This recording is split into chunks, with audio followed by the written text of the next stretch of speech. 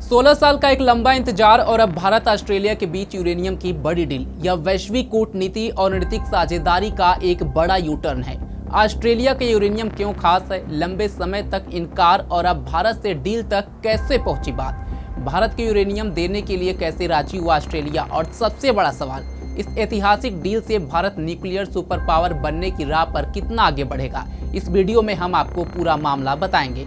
नमस्कार, स्वागत है आप सभी का। मैं हूं सत्येंद्र शर्मा और आप देख रहे हैं पंजाब केसरी।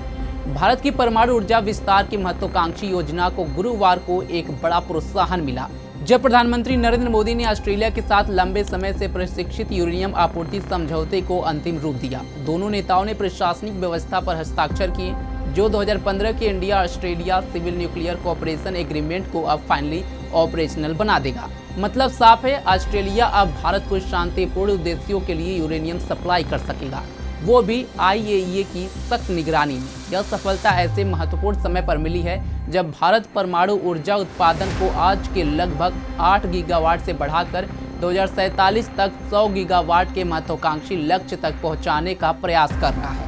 यह समझौता उस नागरिक परमाणु साझेदारी के संचालन को दर्शाता है जिस पर पहली बार 2014 में हस्ताक्षर किए गए थे, लेकिन जो एक दशक से अधिक समय तक निष्क्रिय रही। ऑस्ट्रेलिया और भारत ने अब अंतर्राष्ट्रीय परमाणु ऊर्जा एजेंसी के सुरक्षा उपायों के तहत शांतिपूर्ण उद्देश्यों के लिए भारत को ऑस्ट्रेलियाई यूरेनियम की वाणिज्यिक आपूर्ति के लिए आवश्यक प्रशासनिक व्यवस्था को अंतिम रूप दे दिया है। अब सवाल है कि आखिर इस डील को अमली जामा पहनाने में 16 सालों का लंबा वक्त क्यों लग गया। साल 2010 में ऑस्ट्रेलिया का रुख सख्त था, क्योंकि भारत ने परमाणु अप्रयास संधि यानी NPT पर हस्ताक्षर नहीं किए थे। तब उसने भारत को यूरेनियम निर्यात करने से साफ इनकार कर दिया। 2014-15 में समझौता तो हो गया, लेकिन ऑस्ट्रेलिया को डर था भारत NPT का सदस्य नहीं है, कहीं ये यूरेनियम हथियार बनाने में इस्तेमाल न हो जाए। सालों तक ये मुद्दा अटका रहा, लेकिन पिछले 16 वर्षों में भू राजनीतिक, ऊर्जा प्राथमिकताओं और भारत के आंतरिक कानूनी ढांचे में आए बड़े बदलाव ने ऑस्ट्रेलिया को अपना फैसला बदलने पर मजबूर कर दिया। पहला है शांति एक्ट 2025 की निर्णायक भूमिका। शांति एक्ट यानी sustainable harnessing and advancement of nuclear energy from transforming India इस गतिरोध को खत्म करने वाला सबसे आखिरी और मजबूत कानूनी हथियार साबित हुआ है। इससे पहले भारत के 2010 के परमाणु दायित्व कानून के तहत किसी दुर्घटना की स्थिति में ईंधन या उपकरण आपूर्ति करने वाले देश जैसे ऑस्ट्रेलिया को भी कानूनी रूप से जिम्मेदार ठहराया जा सकता था।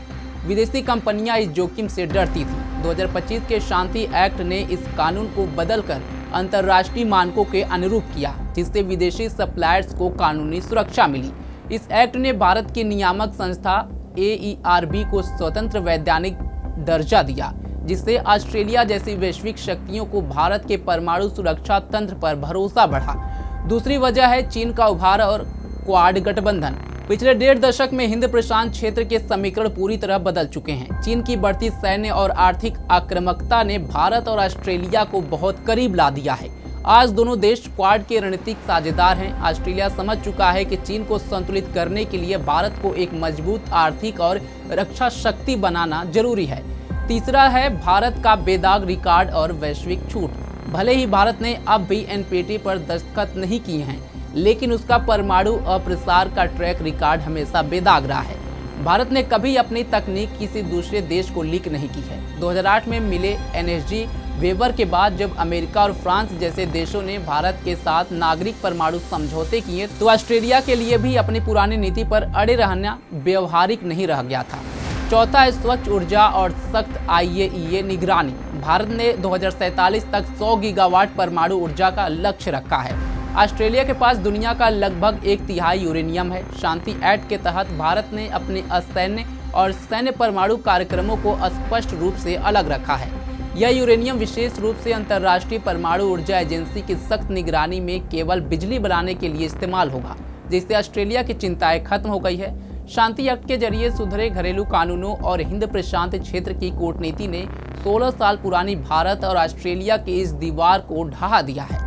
भारत के लिए विकास मात्र ईंधन खरीद से कहीं अधिक महत्वपूर्ण है। देश को अपने परमाणु कार्यक्रम में लंबे समय से संरचनात्मक चुनौतियों का सामना करना पड़ रहा है। भारत के पास विश्व के सबसे बड़े थोरियम भंडारों में से एक है, जबकि उसके यूरेनियम भंडार अपेक्षाकृत सीमित है। भारत का 3 चरणीय परमाणु ऊर्जा कार्यक्रम विशेष रूप से उपलब्ध यूरेनियम संसाधनों का सर्वोत्तम उपयोग करके इस बाधा को दूर करने के लिए बनाया गया था, ताकि अंततः थोरियम आधारित ऊर्जा प्रणालियों की ओर अग्रसर हुआ जा सके। केंद्रीय विज्ञान मंत्री डॉक्टर जितेंद्र सिंह ने भी संसद को सूचित किया है कि भारत के पास सीमित यूरेनियम भंडार है।